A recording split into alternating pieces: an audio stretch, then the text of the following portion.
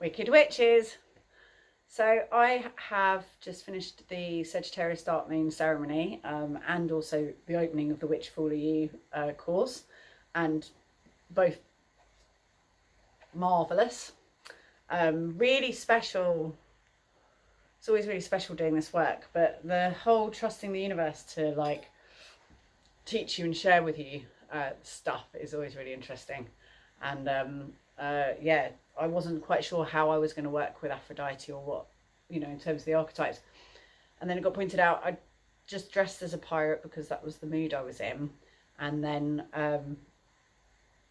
yeah, just my friend AJ, who was on the call with me in the ceremony, was like, the fact you just done the co-steering, just it's about you being brave and adventurous and prowling like a cat. And yeah, and the fact that it's Sagittarius as well, this kind of politics. And so yeah, it was the strumpet pirate warrior is what I'm going to be exploring this time. So the warrior part of me. It's interesting because Hecate's the triple goddess, Ing is the masculine, which I've kind of seen as the warrior part of me, but it'd be interesting to look at the feminine warrior aspect of me without it necessarily being a masculine trait, and the Venusness within that. Yeah, so it's just a different, another layer, another level. Yeah, I'm going to do a quick reading for you. See what we are getting from this moon. So let's have a look what we are being called into action by the universe to explore. So we'll start with the runes. So yeah, just Sagittarius full moon is higher wisdom, so natural law. So rather than human wisdom and human, the lower vibration is politics. And like the lowest vibration is like office politics or like family politics. And then there's politics. But the higher wisdom is natural law, for us being connected to the land and connected to everything. Which Lagu, which is the spiritual, this is the card of water, the inner twin. So our inner twin, our silent part of ourselves, is connected to everything in the way that the ocean is just all connected, that every drop of water is all one. We are all part of the universe, and when we allow ourselves to be the subjective part that we are, but play it perfectly well, play it with full gumption and joy and revelry, which is what the Which Fool Are You course is all about, then we are in flow with the universe, and then the universe just does everything it can to serve and support you. For example, the sun coming out for our wedding, like things like that. They're not a given, but they're not surprising either. Like that just is what happens now that I work so in flow with the universe and with, yeah, like my friend said, I don't believe in magic, but you make it really hard not to. That's the same, that just seems to be what flows, working from this archetypal place. So physically, you've got manas. This is about humanity and working with people. So physically in the world, working with humanity, working with people, which is politics, but on a bigger level, it's like, how can we all work together in community? Because that's what's going to make a difference in the world. That is what is the big thing. It's going to save us. New beginnings, and this is communication. So starting from fresh ideas. I didn't know that I was going to be working with this aspect of my archetype until it was suggested to me. So just, yeah, starting from begin again, the eternal great beginning. So how can we be fresh with what we're doing? Emotionally, like in the willpower and emotion, we've got ice. So this is about surrendering to the process. The ice will thaw if you melt. So it's not about forcing things, it's about surrendering. It's like the hangman in the tarot. And then the infinity symbol, Dagaz, which is new dawn, which is a bit like the new beginnings. So yeah, a new era, a new dawn of this twin relationship, and that's in the spiritual, the West. So that is about us like working with our twin, and the twin being our twin, but also all of humanity is a twin. Our parents are a twin, our lover is a twin. Like we're having this twin relationship all over the place, but we're the ones projecting onto them. We're creating that idea of who they are. So everything is a twin effect, everything is a twin relationship. we are actually all one, but we're having this twin experience, and everything is a twin because we've separated ourselves. But actually, none of it's a twin. Actually, we're all just one. Let's see what the cards have got to say. Oh, I'm jumping out. Oh, that was all of them, so that doesn't count. Okay. The Hermit. Prince of Swords,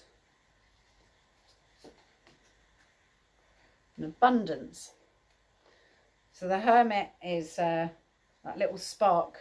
So this is the, you know, so that little spark that he's carrying in his lamp is the archetype that you were given. So when you were born, this little thing was given a chance to be alive and have this life experience. For a reason, you know, as part of the game, as part of the storyline, for whatever reason it is. We don't know what it is because we'll never know what's going on out there in the bigger beyond whatever this reality is. But we're here to play this little spark, and that's our job in this life, and to do it with great abundance. And so the Prince of Swords is cutting away the script, the storyline, all the stuff that doesn't serve, the ideas and things that are put upon us, the narratives that are put upon us, cutting it all away.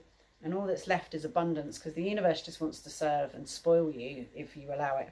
So how can you just let all this abundance just flow and trust that it's meant to be there, it's meant to be for you, that you deserve all these things, and that you and the universe are all on the same page and you are all one. So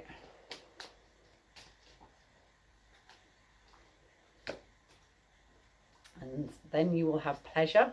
Taking absolute pleasure in life, that life is meant to be pleasurable, it's meant to be a yummy feast.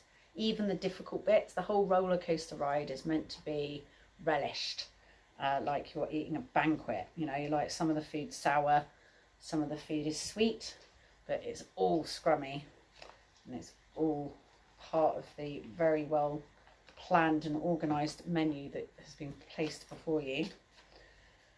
And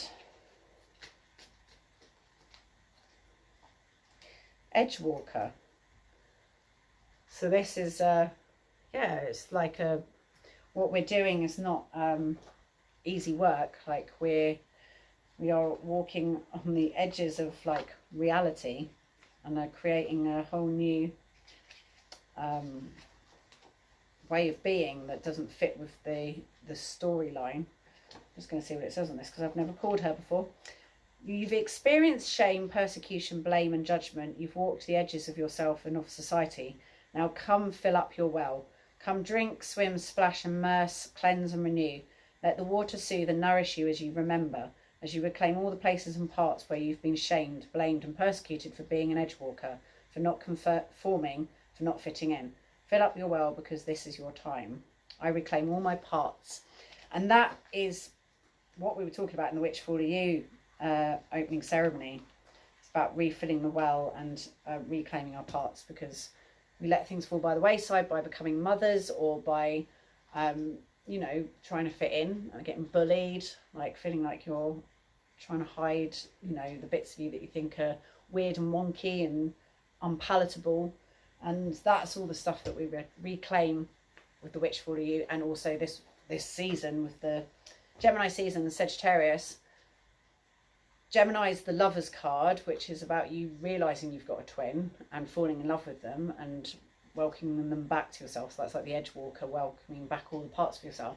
And then Sagittarius is the Art card, and that is you, it's like, okay, now as a whole thing with all these parts, with your inner and outer, what are you going to do? What art are you going to create?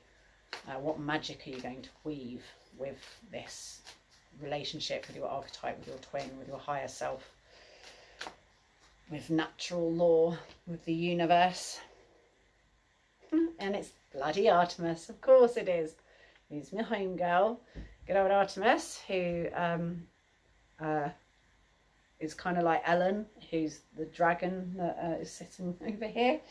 Ellen the dragon, Ellen the goddess of the ways. Artemis is like the Greek version, Ellen is the Celtic version. Apollo is the sun god, and Artemis the horned huntress goddess. And yeah, she's being free and wild and owning your decisions and choices. Like, she chooses to be a virgin, and that's not a like embarrassing thing. It's like she's owning all the parts of herself and is whole and complete and solid with who she is, and not feeling like she's got to try and fit in or be liked or be fancied, or just doesn't care about any of that. So how can you be that kind of self-contained and boundaried and self-assured that you're able to, you know, make that kind of decision? And she's, yeah, she fights for nature, she fights for the wild ways of doing things. She's a wonderful being, and she's kind of, yeah, one of the deities that we've celebrated by walking our pilgrimages. So yeah, she's a very special lady, and I'm glad to see her. So yeah, when she shows up, it means I feel like, you know, we're doing the good work, we're doing the right work, and connecting to that kind of Amazonian powerful huntress, which is what I'm going to be exploring with my Witch 40E this time. That's really cool. She's the warrior. She's the female warrior. That's what I'm doing. I did lose my sword, which I'm gutted about. I had a really cool sword, and I don't know where it's gone, but I've got a little knife here. Whee! Off we go. Off on an adventure. So yeah, I'm going on my honeymoon tomorrow. Very much looking forward to that. But yeah, thank you, and have a lovely Sagittarius full moon.